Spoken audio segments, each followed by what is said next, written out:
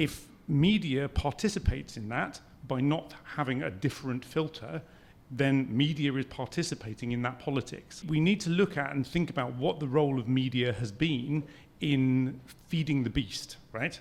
And I think that it's really important to understand that, like, we've got to a stage where a good story is perceived to be a story which creates, I think we were talking about this earlier on, this kind of like this big noise, right? So that incentivizes politicians to create radical policy as opposed to create moderate policy.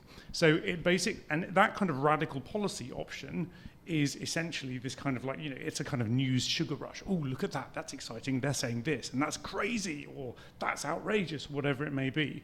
But what you don't get is the vegetables, right?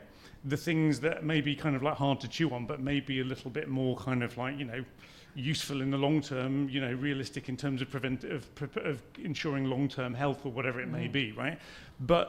And I think that media organizations need to seriously think about their place within the ecosystem, and also about how they are essentially fueling the creation of essentially more and more polarized politics by not just, it's by being played, essentially. It is the job of the PR people working for these parties, it's the job of the politicians to create shocking stories that are going to get them on the front page, right?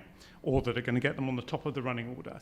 Now, if media participates in that by not having a different filter, then media is participating in that politics. So we need to think about what is the best way of creating nuanced, rational, reasonable discussions about complex subjects like this.